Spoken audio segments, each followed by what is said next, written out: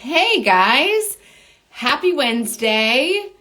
How is everyone doing today? It is a new day. It's hump day. How's the week going? Are you living intentionally? Or is this week just kicking your bum? I wanted to show up live today. I had this fun idea and I thought I'd try it out and see what we thought. So I'm in between calls right now. I had my mastermind this morning. I had my private clients in between. I have another private client and then my second group of the day, my unstoppable CEOs. And so I was like, you know what? I want to go live. I want to see my people. I want to say hello. I want to see how everyone's doing. I want to just show up and be like, what's up? And then I had this fun idea. So I bought this card deck. I probably found it at like Marshall's or Home Goods or something like that. And it was all about happiness. It's the table topics. Have you guys ever seen those? Table topics, they have all these different ones that you can buy for like icebreakers and questions you can ask each other at parties or events or whatever. And I bought the happiness one, of course. So I was like, oh, you know what could be fun? If I go live and I pick a card, and of course, if I go live ever and you have a question that you would want me to answer, like a coaching question about living your life by design, about living happier, about overcoming something that doesn't serve you, drop it into the chat for sure. And I can always, if I don't answer it live on the call, I'll definitely answer it in my stories or in my future live or in any Q&As that I do. So don't hesitate to drop those questions in any of my posts, really. So what I'm going to do is I'm going to pick a card from this deck and I'm going to answer it based on my opinion of maybe even just what I would say if a client asked me this question. So let's jump in.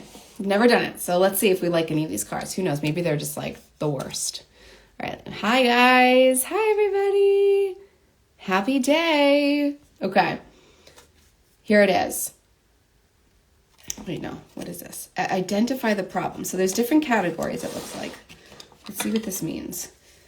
Do what ought to be done. Okay.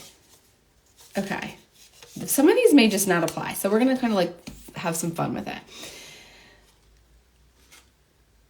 This is interesting. After a few years, lottery winners and paraplegics are surprisingly close to being equally happy. What?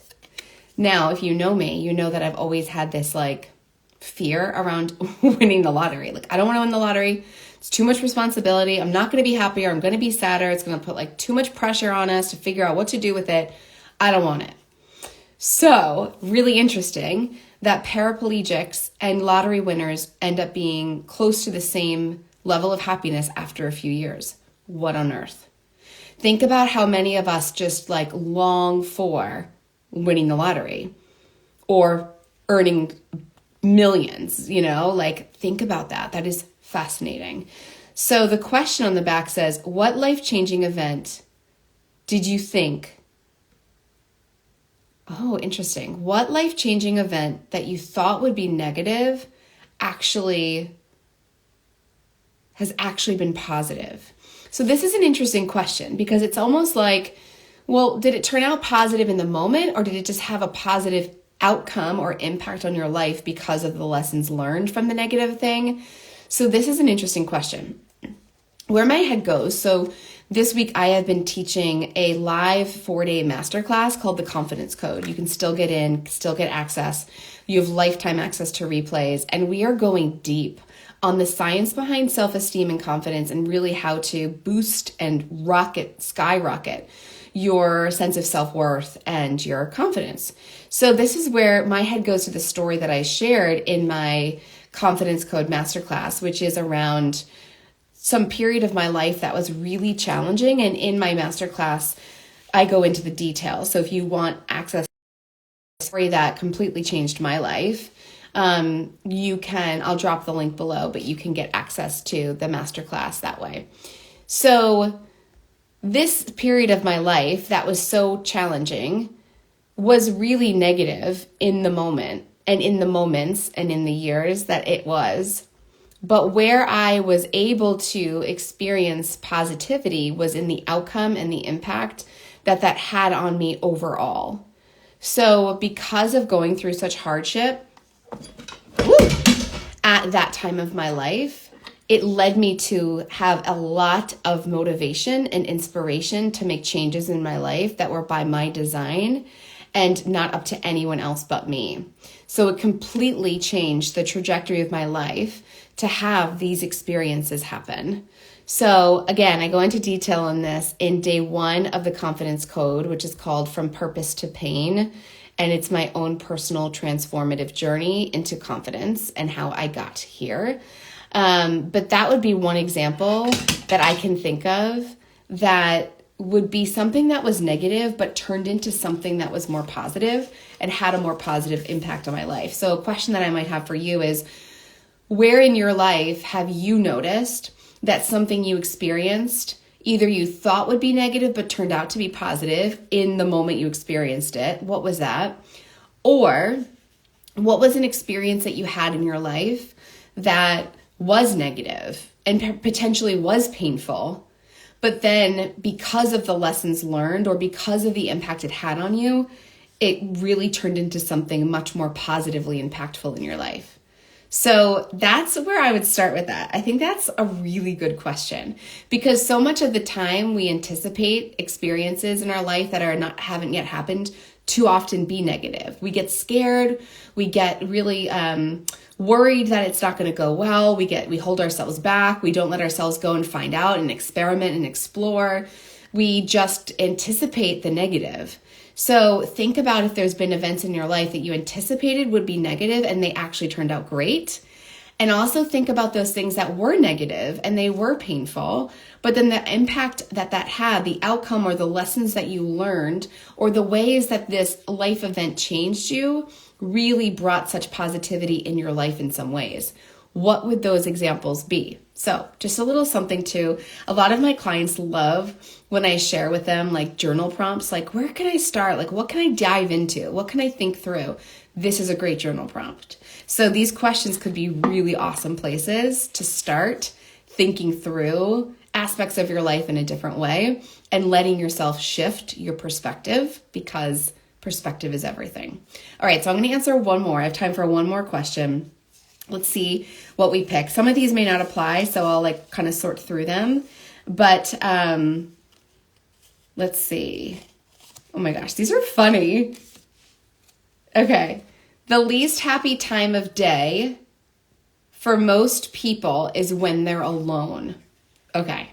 This does not surprise me. We know from the science of happiness, from positive psychology, that the most impactful element on our happiness are our relationships. So if you are out there listening to me and you're like, I've been feeling lonely, several of my clients have been talking about that this week, of like how to fill that void of loneliness in your life and like really how to take action on like making your relationships feel deeper and more fulfilling.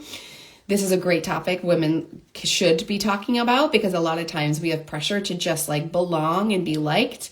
And so we don't let ourselves be discerning with the relationships that we allow in. So this is an excellent question to be like thinking through. Like, is this when you feel least happy, is when you're alone? Me, as a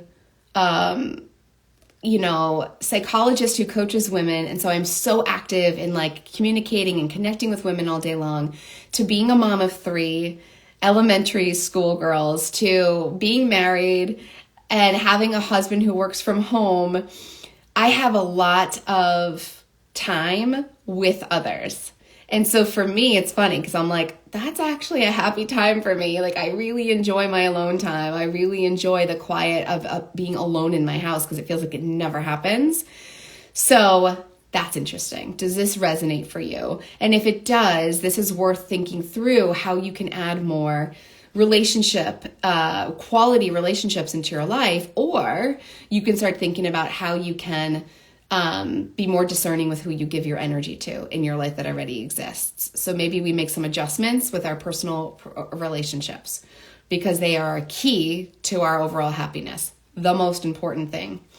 So this question on the back says, do you spend more time socializing through the computer or in the company of friends? So I would have to say mine's probably skewed towards the direction of the computer, because as a coach, I coach women all over the world at many hours of the day.